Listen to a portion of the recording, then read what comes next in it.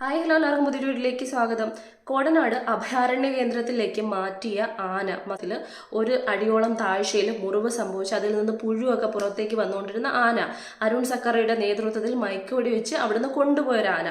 ഇതിന്റെ വീഡിയോ ഒക്കെ ഞാൻ കാണാനിടയ സന്ദർഭത്തിൽ അരുൺ സക്കറിയോട് മാധ്യമപ്രവർത്തകർ ചോദിക്കുന്നുണ്ടായി, ഏഴാറ്റുമുഖം ഗണപതി എന്ന് പറയുന്ന ഒരു ആന ഈ പറയുന്ന ആനയെ ചേർത്ത് പിടിക്കുന്ന കുറച്ചധികം രംഗങ്ങൾ ഒരുപാട് വൈറലായി പോയായിരുന്നു. അപ്പൊ അത് ചോദിക്കുന്ന സമയത്ത് ഭയങ്കരമായിട്ട് എനിക്ക് പുച്ഛിച്ച് തള്ളുന്നതായിട്ടാണ് തോന്നുന്നത്. അരുൺ സക്കറിയ അത് സ്നേഹിച്ചതൊന്നുമല്ല, നിങ്ങൾ തന്നെ കണ്ടില്ലേ, തള്ളിയിട്ടതാണ് എന്നുള്ള രീതിക്കാണ് അദ്ദേഹം പറയുന്നതെന്ന് പറയുന്നത്.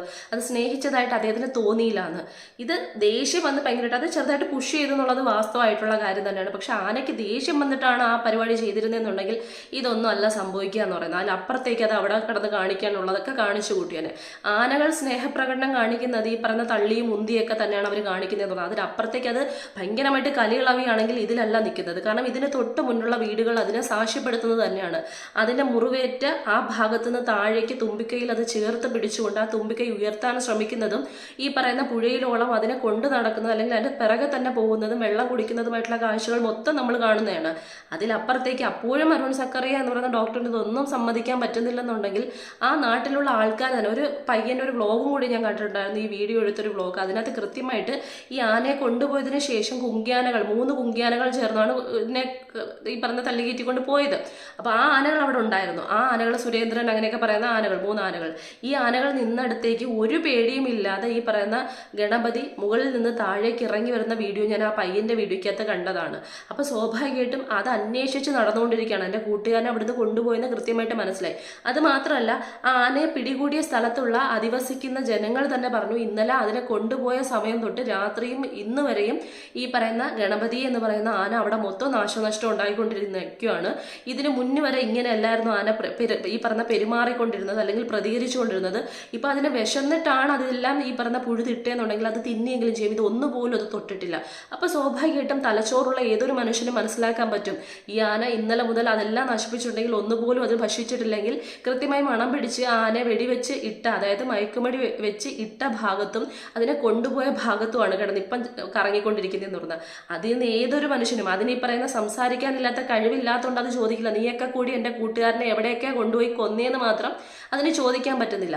ആ ആന കൃത്യമായിട്ട് അഭയാരണ്യ കേന്ദ്രത്തിലേക്ക് മാറ്റി, അഭയാരണ്യ കേന്ദ്രം, അഭയം കൊടുക്കുന്ന ആരണ്യ കേന്ദ്രം, അർത്ഥമൊക്കെ ഭയങ്കര വിപുലമായിട്ടുള്ള തലത്തിലാണ്. പക്ഷെ അത് കണ്ട സമയത്ത് എനിക്ക് തോന്നിയ ചില കാര്യങ്ങൾ എന്ന് പറഞ്ഞാൽ, ഒന്നാമത്തെ കാര്യം എന്ന് പറഞ്ഞാൽ അതിൻ്റെ മുറിവെന്ന് പറയുന്നത് അത്രയും ആഴത്തിലുള്ളതാണ്. പുഴു അരിക്കണമെങ്കിൽ അതിലാണ് എനിക്ക് ഏറ്റവും കൂടുതൽ ഈ വനം വകുപ്പ് എന്ന് പറയുന്ന ഉദ്യോഗസ്ഥർ എന്തിനാണ് അവിടെ ഇത്രയും പൈസ വാങ്ങിക്കൊണ്ട് അവിടെ നിൽക്കുന്നതെന്ന് മാത്രം എനിക്ക് മനസ്സിലാവുന്നില്ല. കാരണം വാർത്തയിലടക്കം ഇത് ജനങ്ങൾ ഏറ്റെടുത്ത സമയത്ത് അല്ലെങ്കിൽ കുറേയധികം ആൾക്കാർ മീഡിയയ്ക്ക് മുന്നിലേക്ക് ഈ വീഡിയോസ് ഇട്ട സമയത്ത് ഇത് വൈറലായി പോയി ചർച്ചയായ സമയത്താണ് സ്വാഭാവികമായിട്ടും ഈ ആൾക്കാർ ഇത് ശ്രദ്ധിക്കുന്നതെന്ന് പറയുന്നത്.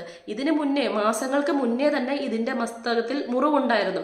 ആ മുറിവ് വനവകുപ്പിന്റെ ശ്രദ്ധയിൽ പെടുകയും കൃത്യമായിട്ട് ഈ പറഞ്ഞ ഡോക്ടേഴ്സ് തന്നെ ഇതിന് മുന്നേ അവിടെ പോവുകയും ചെയ്തിട്ടുണ്ടായിരുന്നു.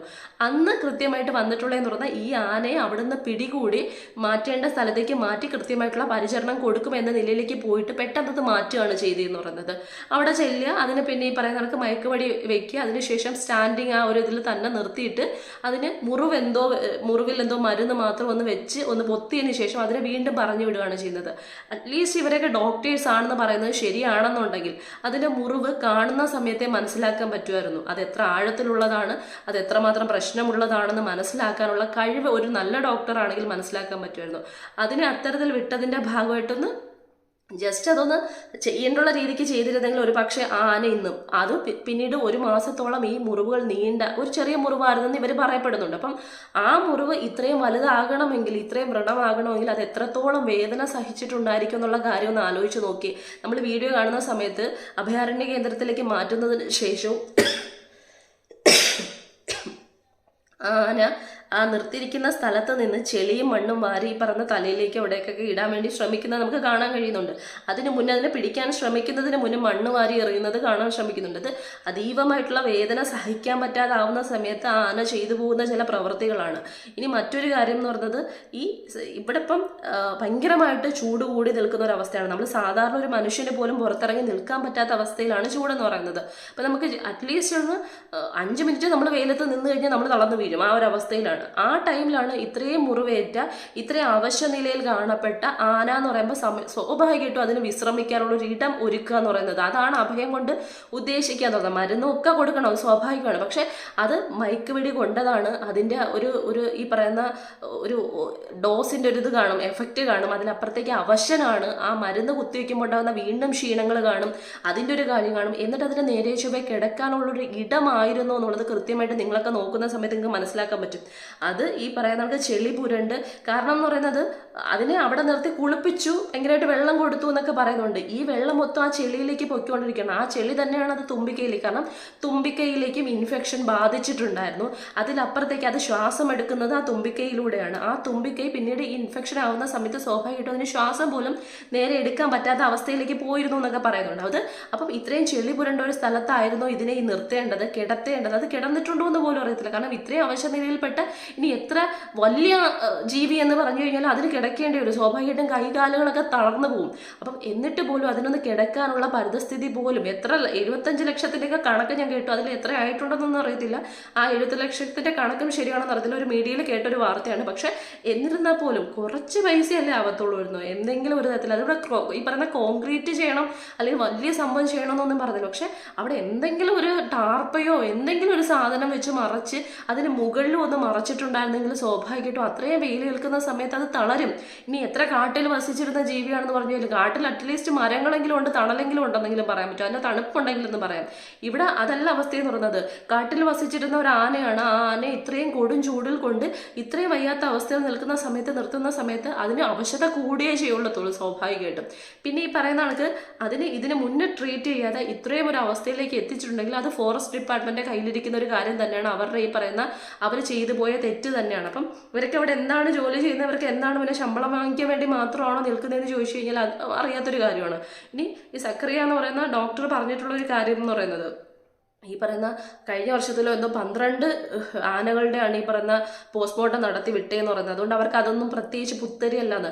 എന്തുകൊണ്ടാണ് ഈ 12 ആനകളാകുമ്പോൾ കുത്തും അടികൂടും സംഭവം എല്ലാം ചെയ്യും. പക്ഷെ കൃത്യമായിട്ട് അതൊരു ഫോറസ്റ്റ് ഡിപ്പാർട്ട്മെന്റ് അവരെ കൃത്യമായിട്ട് നോക്കുന്നുണ്ടെങ്കിൽ, എത്ര ആനകൾക്ക് ഇത്തരത്തിൽ സംഭവിക്കുന്നുണ്ട് അല്ലെങ്കിൽ ഇതൊക്കെ മുറിവുണ്ടോ എന്ന് വരുന്ന ആനകളെയൊക്കെ നോക്കി കണ്ടു കഴിഞ്ഞാൽ, അല്ലെങ്കിൽ മൃഗങ്ങളെ നോക്കി കണ്ടു കഴിഞ്ഞാൽ അതിനെ കൃത്യമായിട്ട് അറിയിച്ചു കഴിഞ്ഞാൽ പരിചരണം കൃത്യമായിട്ട്, ഇതുപോലെ പരിചരണം അല്ല ചുമ്മാ അതൊന്ന് പൊത്തിൽ എന്തെങ്കിലും ആൾക്കാർ സംസാരിക്കുമെന്ന് വെച്ച് മാത്രം എന്തൊക്കെയോ കൂട്ടിയിട്ട് അതിനങ്ങ് പറഞ്ഞു വിടുകയല്ല ചെയ്യണത്. അതിന് കൃത്യമായി കൊടുക്കേണ്ടുള്ള കുറച്ചധികം, അതിനാണല്ലോ നിങ്ങളൊക്കെ ഇരിക്കുന്നതെന്ന് പറയുന്നത്. അതുപോലും ചെയ്യാതെ ഇരിക്കുന്നത് കൊണ്ടാണ് 10-12 ആനകളുടെ പോസ്റ്റ്മോർട്ടം നിങ്ങൾക്ക് ചെയ്യേണ്ടി വരുന്നത്. അത് നിങ്ങളുടെ നിരുപദ്രവകരമായിട്ടുള്ള കാര്യങ്ങളാണ്, അല്ലെങ്കിൽ നിങ്ങളുടെ ഉത്തരവാദിത്തം ഇല്ലായ്മ കൊണ്ട് ചെയ്തു പോകുന്ന കാര്യങ്ങളാണ്, ഈ ഡിപ്പാർട്ട്മെന്റിന്റെ ആയാലും എന്തിൻ്റെ ആയാലും. അപ്പം അതിന് വേണ്ടിയിട്ട് നമ്മൾ മറ്റു സ്ഥലങ്ങളിലും ഈ പറയുന്ന തമിഴ്നാട് പോലുള്ള സ്ഥലങ്ങളെക്കുറിച്ച് ഒരുപാട് പേര് കമന്റ് ചെയ്തത് കണ്ടിട്ടുണ്ടായിരുന്നു.